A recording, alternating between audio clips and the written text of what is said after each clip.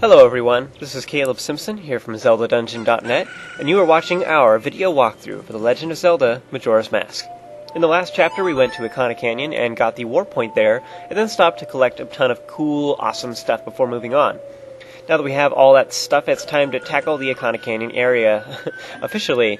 So to start out, I recommend you use the inverted Song of Time to slow down time, and then soar over to Ikana Canyon. If you don't have this owl statue yet, then refer to the third video of the last chapter where I will show how to do that.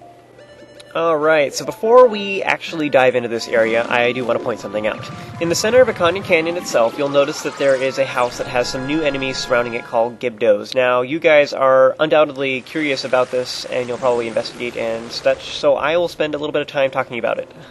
So these enemies here were in the last game as well, and they can glare at you, which stuns Link for several seconds, and if they manage to touch you, they'll hop on and chew on your face. Yummy.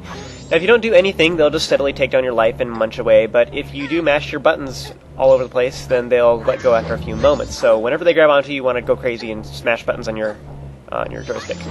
So you want to quickly get behind them so that they can't stun you and then slash away to defeat them. Now you can also fight them in your other forms, and what's cool about the Zora mask is that if they do latch onto you, you can simply hold in the R button and use your electric barrier attack, and this will force them off you immediately. So this is kind of cool, although kind of pointless. Now, your Zora Form is simply a modified version of Adult Link from the previous game, who could also be attacked by Gibdos. However, interestingly enough, because the enemies are only found in a few places in Majora's Mask, Nintendo did not take the time setting up an animation for the Gibdos attacking the Goron and Deku forms. If a Gibdo tries to munch on you while wearing either of those masks, it will simply knock them away rather than actually damaging you. So you can either fight them in either one of those masks and defeat them, and they will not be able to touch you at all. Now, one last cool Easter egg that they did include, though, is that you can shoot the Gibdos with fire arrows to burn off their wraps, which will reveal Redeads beneath. Now, these ones don't dance, though, which is sad, but I will explain more about that later. Redeads fight the exact same way as Gibdos, they're just a little bit different looking, and there's more of them in Ikana Castle, as we'll see later on. So, unfortunately, you can't do this in Ocarina of Time. You can't burn their wraps off like this, since in that game, setting them on fire instead just makes your next attack do additional damage. Like, you'll set them on fire, you'll smack them with your sword, and they'll die, like, instantaneously. So that's what it does instead. Now, if you try to enter the house at all, then a voice inside will tell you to go away and makes an interesting statement. So, Okay, so now that I've answered all of the inevitable Gibdo questions that were probably going through your head, we shall move on. So we've just warped to Ikana Canyon, and I recommend you slash at the bushes here to stock up on arrows and bombs. The creepy one-eyed dude who made the tree for us earlier told us that we could use the Garo mask to summon the Garo Ninjas here in Ikana Canyon. So when you see Tattle yell at you at specific points throughout this entire area, that's a clue that you can wear the Garo mask to encounter these spirits, who will then fight you. These enemies will surround you with flames so that you cannot leave, but they are very easily defeated. Just use your shield to deflect their swords and then stab at them before they can get back up. They'll reluctantly give up useful clues that will help you figure out what you need to do in this area. There's a lot of them around here, but I'll just show you the relevant quotes real quick rather than showing you every single battle because they're all the exact same. So, we need to go to the Spring Cave to the far north, but we need a certain song that is found in the Ikana Graveyard, where Flat, one of the two composer brothers, is buried. I went to the graveyard back in the later portions of Chapter 7, so if you did not go to the graveyard yet, refer to those videos to see how to do that. But if you already have the Song of Storms, like me, then head to the Spring Water Cave, which is to the far north of this area.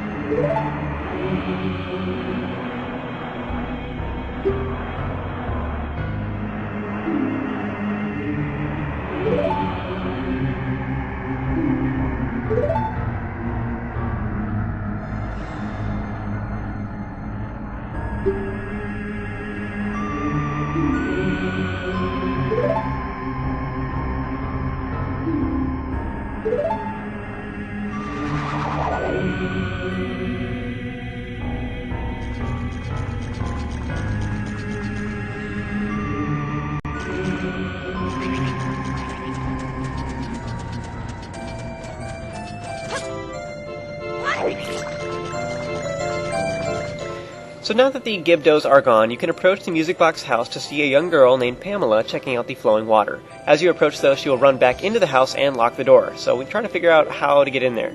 There's several clues that you can find around here that explain what you need to do next, but the Garos tell you that once the Gibdos are gone, that Pamela will come out every 2 minutes to go look at the well to the far west.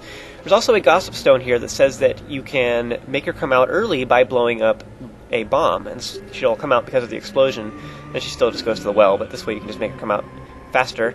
So you want to stand next to the house and use either a bomb or the blast mask to force her to come out. As long as she does not see you, she'll stroll along, leaving the door unlocked. So let's head inside and see if we can get charged with breaking and entering.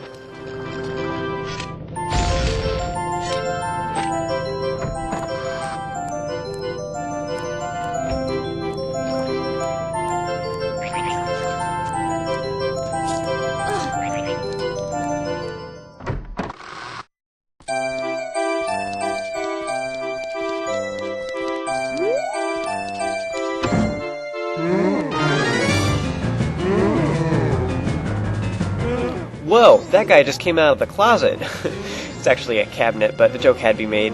Anyway, you can Z-target him and press the A button to inspect him, and Tattle has a clue about what you have to do next, but it's kind of implied that he's not our enemy.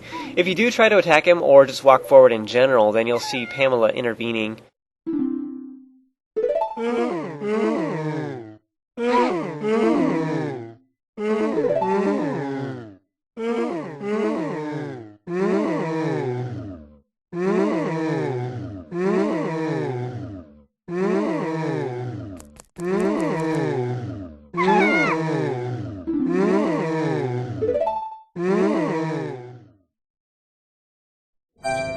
Now, if you do get kicked out, you can simply wait or use a bomb or the blast mask again to make Pamela run on her errand. Once she's far enough away, you want to sneak into the house again and go back down the stairs. You'd think she'd learn.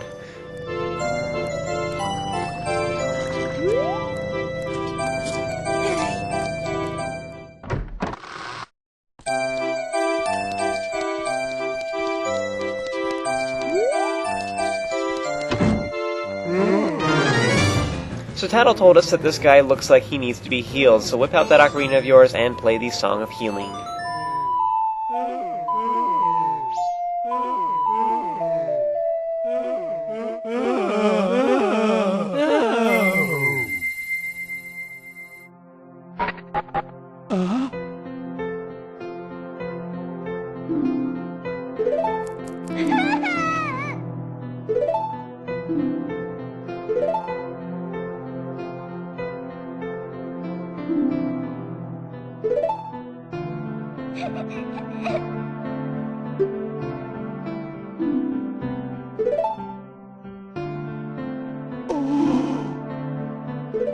Oh yeah, this cool new mask allows you to run freely around Gibdos and Redeads without being attacked, so that's pretty awesome.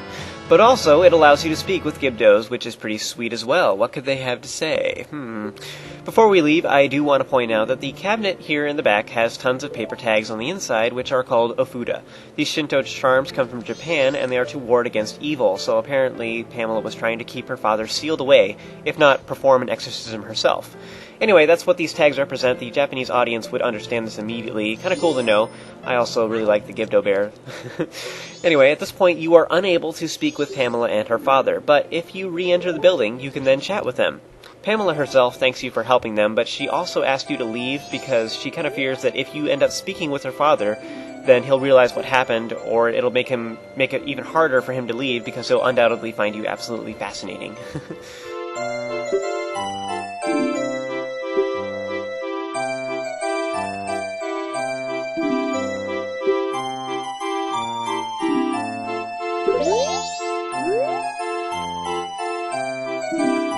Poor kid, so if we were considerate and, a nice well-meaning citizen, we would leave right about now. But let's just ignore her advice entirely and go speak with the scientist, eh? So go down the stairs, and you can chat with Pamela's father. He explains that he is a renowned researcher, but he neglects to tell you his name. Hard to know if he's famous or not when we have no title to give him, now isn't it? It seems almost like his child is more well-known than he is, since she actually has a title, but he explains that the circus music here scares away Gibdos, though I'm not really sure how he found that out. I mean, how would you even come to such a conclusion? Did you just try a whole bunch of music all over the time? Did he have a bunch of research? Maybe he, took a chunk of a Gibdo's rap and then just, left it in a little case and kept playing different music for it once it started wiggling it around? No. I don't know. Anyway, you can chat with him about the various objects in the room and also speak with him while wearing the different masks to get different reactions from him. So that's pretty cool. So check them all out if you want, and I will show all of the possible combinations that I know of.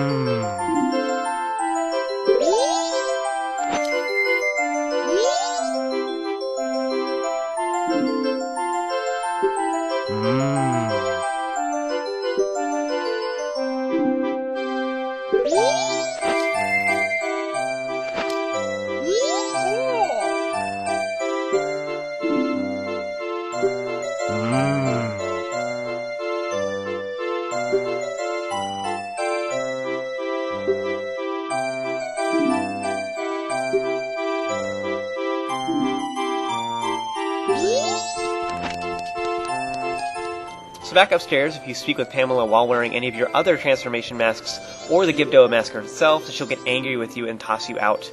The Gibdo mask will make her scream anyway. Well, that's all we had to do here, so with the Gibdo mask in hand, we're finally ready to tackle the well.